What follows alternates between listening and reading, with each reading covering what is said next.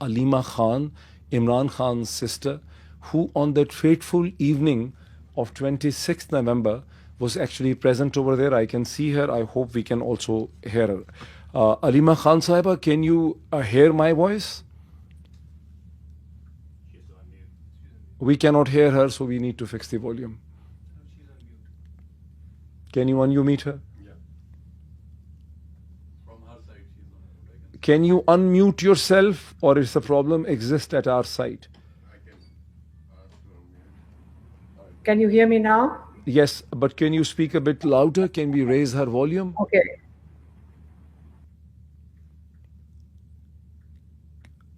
Dr. Aleema Khan Sahaba, can you speak louder? I think you have to raise the volume. Can you hear me now? I can hear you, but it's very faint. Okay.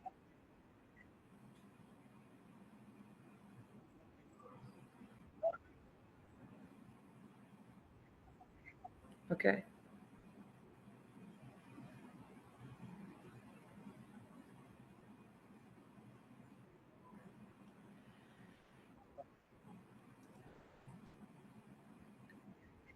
Yeah, can you hear me now? Can you hear me now?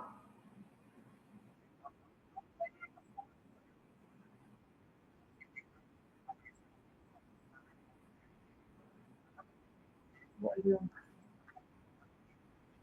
In which you're speaking, can you bring it closer to yourself?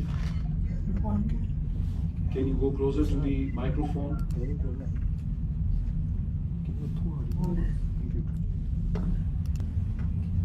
क्या करें? What can we do? नहीं है। Volume नहीं है ना? Are you through a laptop? Yeah, it's through a laptop. It's through a laptop, yes.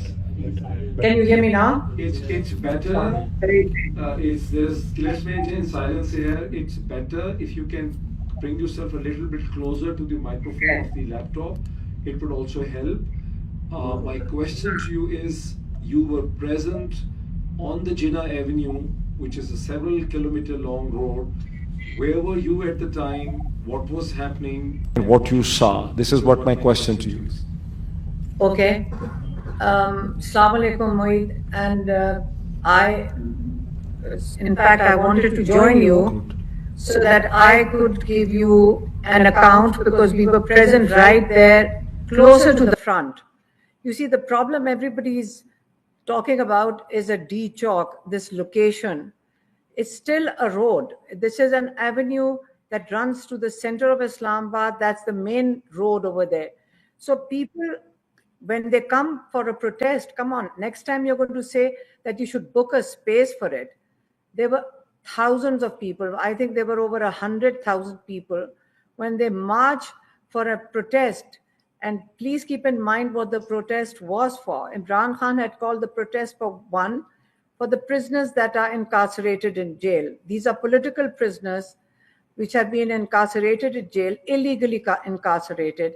Secondly, he said, you come for your stolen mandate, which is for democracy. And the third thing was for the rule of law, because we know that there are certain laws enforced in Pakistan, which is for the suppression of the Supreme Court. So these are, people had come for their own rights. They were demanding an end to the fascism that we've all been suffering for the past 1.5 years. My brother's in jail. My nephew's in jail.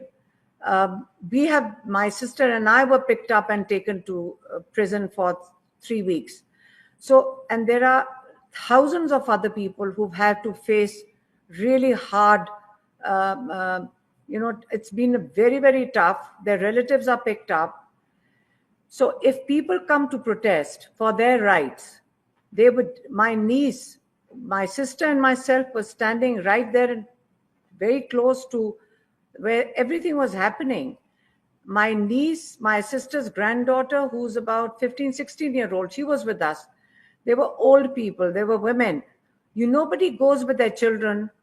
Nobody goes to a protest with their children if they think you're entering an area where you are going to create a riot. It was because we went there for our rights. So while we were right there in front where you're talking about the space, they're tall buildings. So about 3:30, a lot of people brought empty shells for us and said, and they pointed out the buildings where the firing was coming from. They said there's sniper rifles on the rooftops. And they said, I was like, it was quite shocking, I can tell you that. Now, these are not people who are protesting or breaking anything. I'm telling you, this is where we were standing. There were people sitting on the roadside. They'd been on the road for over 30 hours. So they were resting on the green belts. They were resting on the service lanes. It's a very widespread area. It's a market. So there were just people sitting on the road or standing like we were. So when you start firing, whether it's one bullet or whether it is two bullets, just explain why would you fire into a crowd when they are only sitting over there. It is a protest. So the crime now is that you cannot protest or ask for your rights. That is the crime that was committed that day. And you start firing into the crowd, and in the documentary, I could see they used the word afternoon. By the afternoon, there were already 12 people dead that we are claiming because they were taken to the hospital. The real operation started late at night. When we left, it was about 10 o'clock at night, 9:30, 10. And by that time, I think about 8:30, it was already pitch dark. So when this military unit moved in, that is when the real massacre occurred. So when you're counting dead bodies, I can tell you, we saw they were firing at people just standing over there. When you start firing from rooftops, you just fire into anybody. Somebody picked up a picture. You haven't seen those pictures where somebody picked up Imran Khan's portrait and he was getting himself up. He was having somebody photograph him and they shot him dead. There are accounts where a person is making his selfie and you could see that he is shot in his shoulder. We saw the wounded. I mean, I'm not talking about rubber bullets. These are like bullet wounds. And that already started at 3:30 in the afternoon. So there's a difference. I will point out in the afternoon, there was sniper rifle, but at night there was a proper operation. And that's when they used the bigger guns. Like these, you can hear them in the videos. There's so much evidence available of how in the pitch dark, you could hear the machine. It's like machine gun fire, whatever they use, whatever automatic weapons they used. The question remains, why were people fired upon? Was it to make them create an atmosphere of fear? Let me point out that these people, when they came out, we were walking down one of the main avenues, which we call Srinagar Highway. We were with them all night. And when, like, we were in a car, but we were moving with the people. There were miles, I'm talking about miles of people walking on foot with the determination, with the jubilation. It was like, I asked some of them, what are you feeling today? They said, we feel we've come out of a very dark time of 1.5 years. And we feel, and they were waving. I can tell you, I have waved. There were policemen standing on roads and waving to us, and we waved back at them. So there was no atmosphere. The military personnel were waving when we saw some of them. So there was it was a deception. I'm telling you, there was no atmosphere where you could feel that you're going into a trap. And I'm telling you, that was a trap. Because otherwise, we would not take our children with us if we thought there was going to be gunfire. Why would we take our children? This was the worst. This was going to be a day Pakistan remembers. We've just come out of Syria situation and we are watching their prisons open up. Is that where if they're mistaken if they think that Pakistan is going to head in that same direction? Pakistanis are not going to let that happen. We cannot deal with this sort of fascism post that date. Post that date, there are people cannot be located. 200 is a conservative number. There are hundreds more that people are still looking for because there are thousands in prison.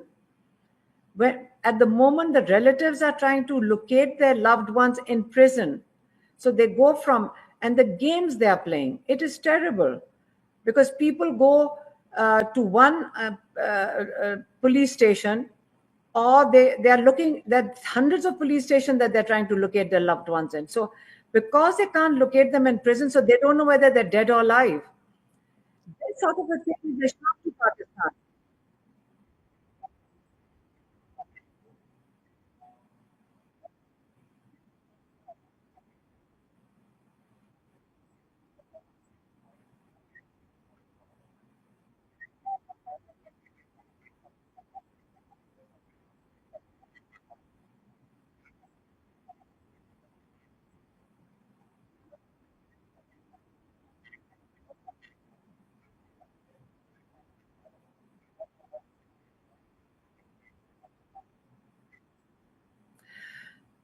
Let me tell you, there's the post-mortem report. So they wouldn't let them have post-mortem, right? Then when they got a post-mortem, when they got one of them, a young boy, 17-year-old, they got the post-mortem done. The hospital wouldn't give them the report. And their home was raided. They were threatened. The amount of threats, I mean, you can't imagine how the relatives are being treated. So the relatives are in absolute fear. Where do you take the families of the people who died? Where do you take the families of the ones who are injured? They are being threatened. So some have come forward. If people want to interview them, we've sort of, volunteers are saying that we will sort of fudge their faces, like blur their voices and faces and have their interviews. But there is a lawyers team which are working on it. But when we say missing, remember, I'll repeat myself, there are so many volunteer lawyers that are going from one police station to the other, helping the relatives locate them. You cannot identify the dead until you identify where the missing, unless the missing are not located, their relatives will not know whether they are dead or alive. So I understand when the political party is unable to give a confirmed number because there are no dead bodies. So legally they say that unless we don't have a dead body, how can we say that they are dead? So they could be located or traced to a police station. This is a very serious time. And I'm telling you, and I'm telling my Pakistani overseas, they understand that they have relatives over here, that it is a very big mistake to have shot at your own people. If for a minute they think that people are now going to sort of retreat with fear into their homes, I think it's a very serious situation in Pakistan right now, because you do not bring your military out to shoot at your people. That never happens.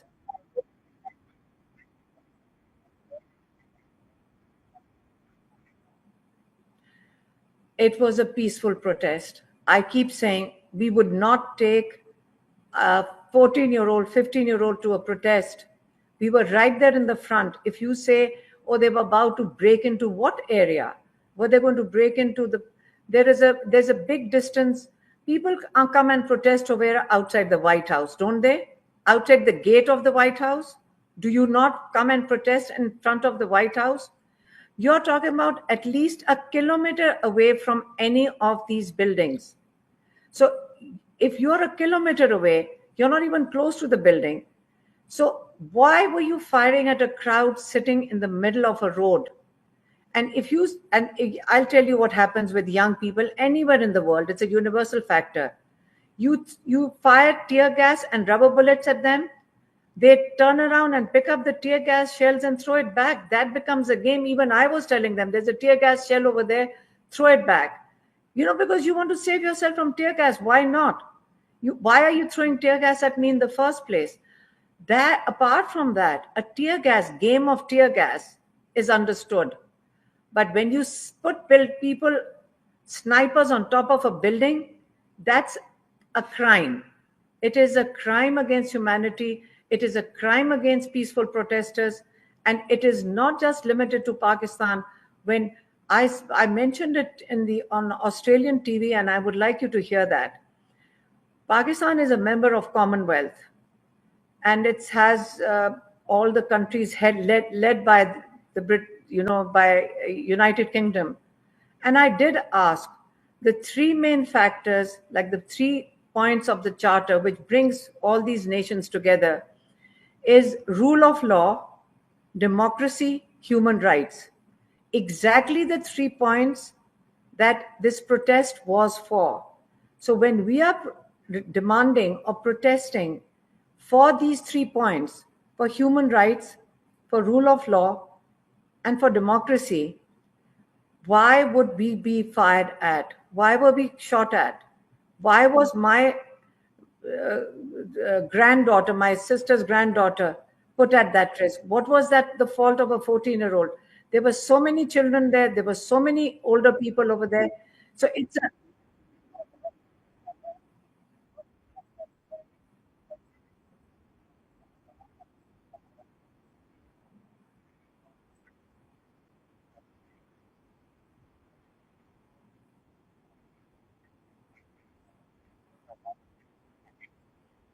thank you for having me.